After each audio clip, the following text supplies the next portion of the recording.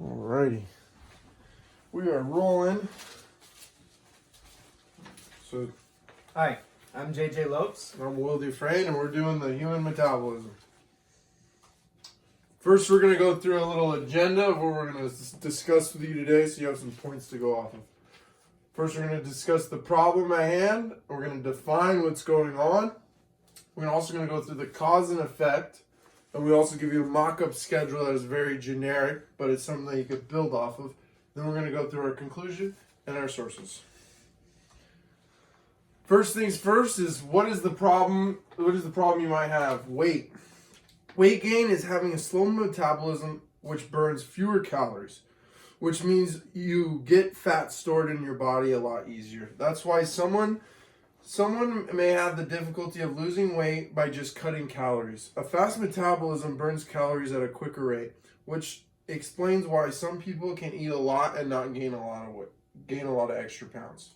Health conditions. Some health conditions can slow a person's metabolism, such as Cushing syndrome and hypothyroidism, and underactive thyroid. But more often than not, people's weight is a matter of consuming more calories than they burn.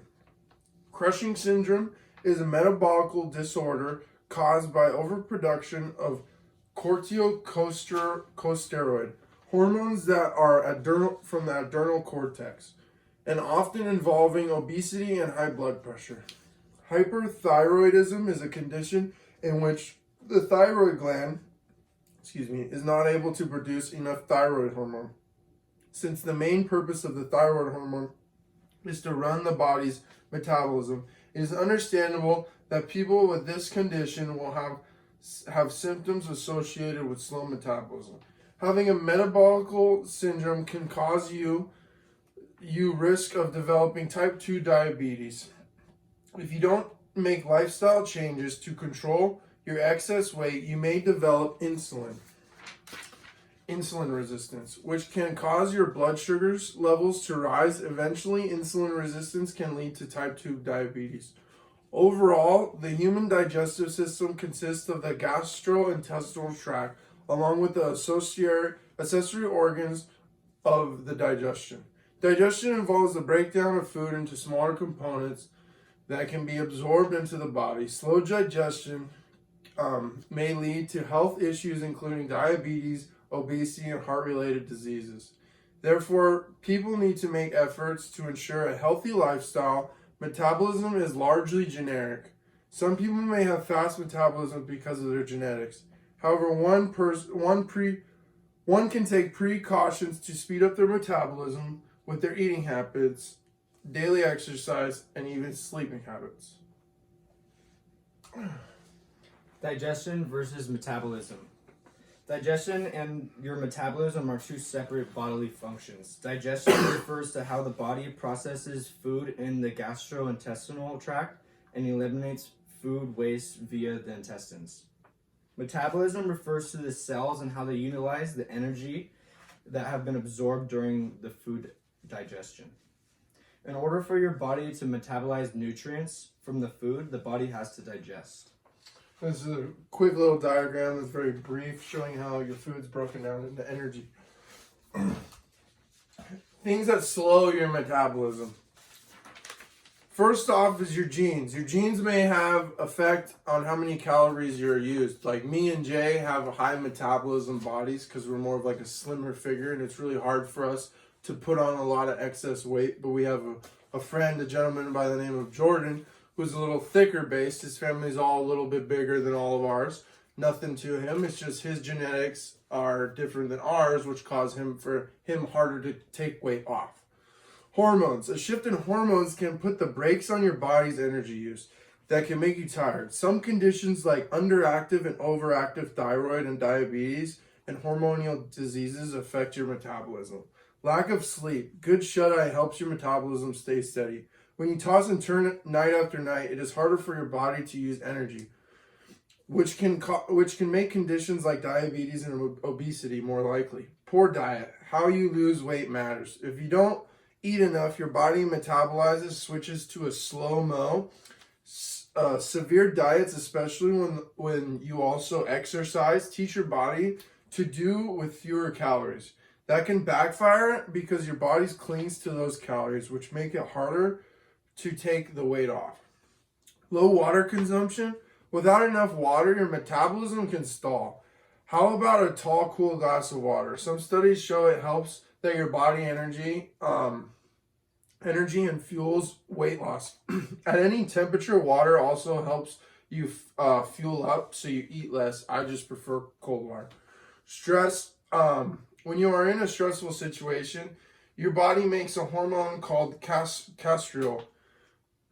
It is meant to give a quick boost in energy, but if you're stuck in a stressed out zone, the body thinks you still need to fight. So it keeps making castrol. High levels of hormonal makes it harder for your body to use insulin. That puts the brakes on your metabolism and fuels weight gain. Ways to increase your metabolic rate. One way is to eat more protein. Eating food can increase your metabolism for a few hours. This is called the thermic effect of food. It's caused by the extra calories required to digest, absorb, and process the nutrients of your meal. Proteins cause the largest rise in the TEF, which is the thermic effect of food. Cold water also increases your metabolic rate. Studies have shown that 17 ounces of water or one bottle of water can increase your metabolic rate by 10 to 30%. And that's for about 1 hour after drinking the water. Cold water also increases your metabolic rate even more because it takes your body, makes your body uses energy to heat up the water. Another way is a high intensity workout. High intensity gyms teach exercise programs that will lead to an afterburn or excess post-exercise oxygen consumption. A period of elevated calorie burn after you exercise. This revs your metabolism and makes you burn calories long after your workout. You could stand up. This is partly because long periods of sitting burn fewer calories and can lead to weight gain. In fact, compared to sitting, an afternoon of standing up at work can lead to 174 calories burned. If you have a desk job, you could try standing up more often to help burn calories. Another way is teas or oolong tea. Various studies have shown that polyphenols in green tea and oolong tea help lose fat. Both types of tea are really great for boosting your metabolism, but studies have shown recently that the oolong tea is 2 times more effective than green tea in weight loss. You can eat spicy foods because spicy foods can increase your heart rate and in turn give your metabolism a little bit of a boost. In order to have a fast metabolism, you need to get your full 9 hours of sleep. So sleep loss and sleep disorders have a significant impact on your metabolism. Laboratories have shown that sleep deprivation can alter glucose metabolism. Adults need between 7 to 9 hours of sleep each night to function at their full potential. And then we're going to give you a mock-up schedule, but before we go through the schedule, we're going to demonstrate some key points that you need to take into consideration when creating a schedule. Even though this schedule is very generic, it's something to build off of and give you like an idea, so you're not going into a room without a flashlight. Determine how much protein your body needs. 0.36 grams of protein per pound. The average man needs about 56 grams of protein per day, and the woman about 46. Good proteins consist of meat, fish, chicken, eggs, dairy, beans, soy foods, nuts, and seeds. For carbohydrates, if you eat 2,000 calories in a day, 900 to 1,300 of those calories need to be carbohydrates. That translates between 225 to 325 grams of carbohydrates each day.